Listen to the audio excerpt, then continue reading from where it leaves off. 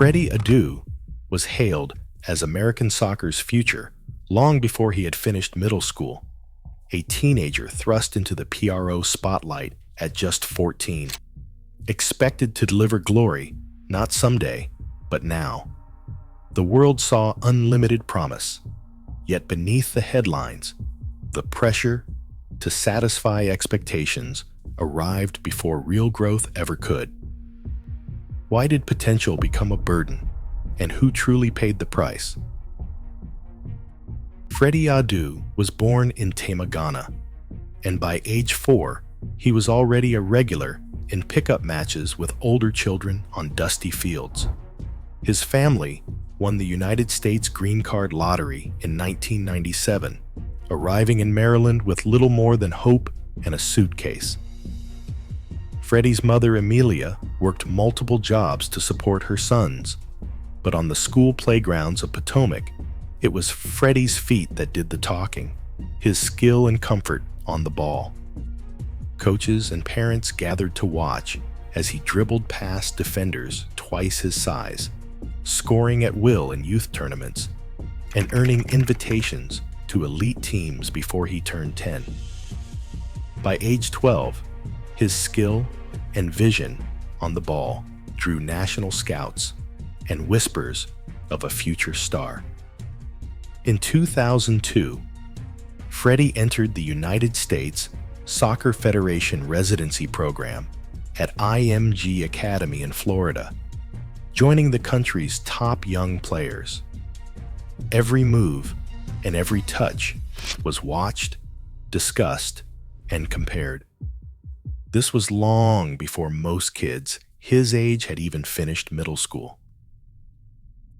At just 14 years old, Freddy Adu stepped onto the field for DC United, making history as the youngest player ever to appear in a Major League Soccer match. The debut on April 3, 2004 was not just a sporting milestone. It was the launch of a marketing campaign.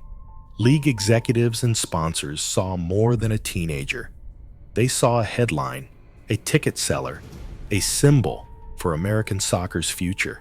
Cameras crowded the sidelines, and every touch was measured against the promise of greatness.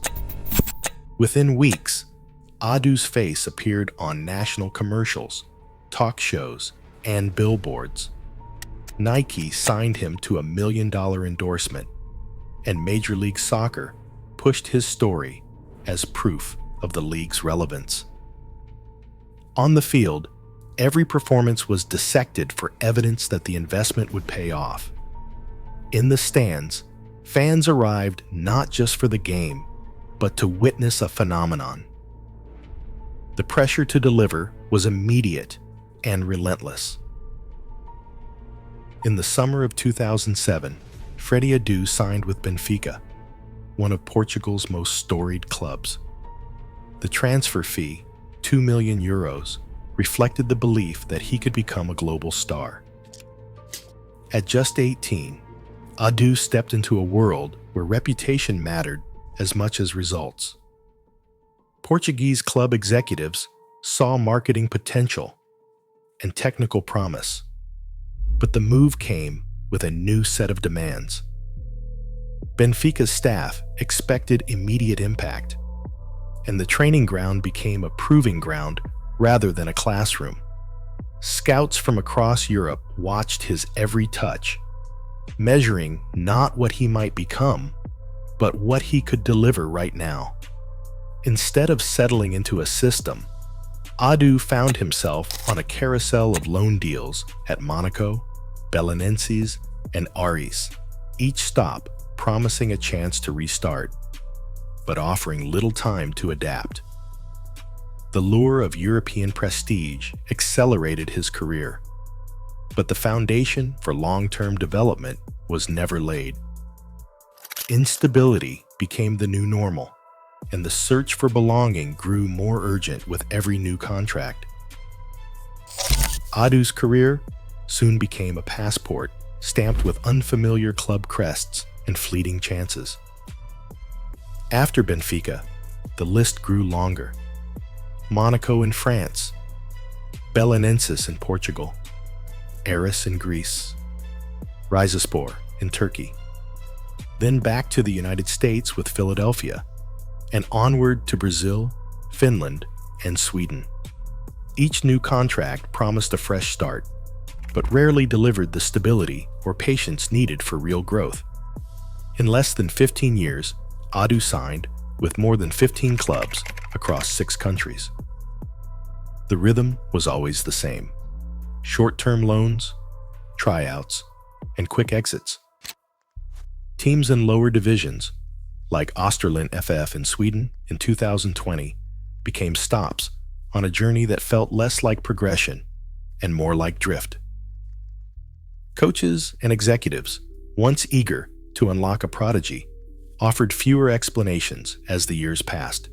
For Adu, the constant movement replaced the sense of belonging with a cycle of introductions and goodbyes, leaving little space for trust or development to take root.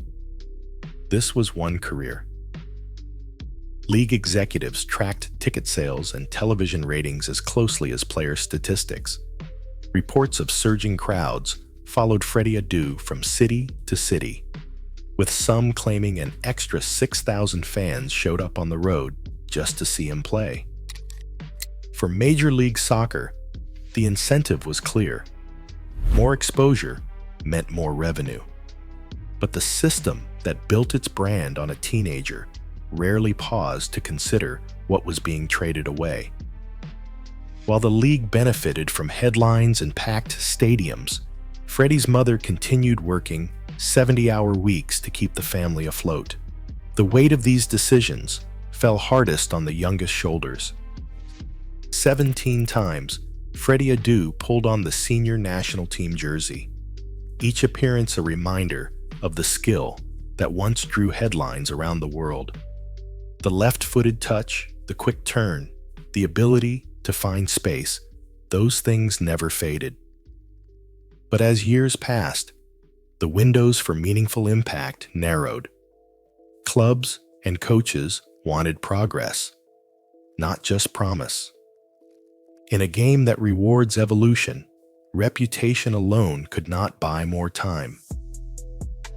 Today, youth athletes face global scrutiny before they are ready. The system still trades patience for spectacle. Until that changes, promise risks becoming pressure long before potential meets its moment.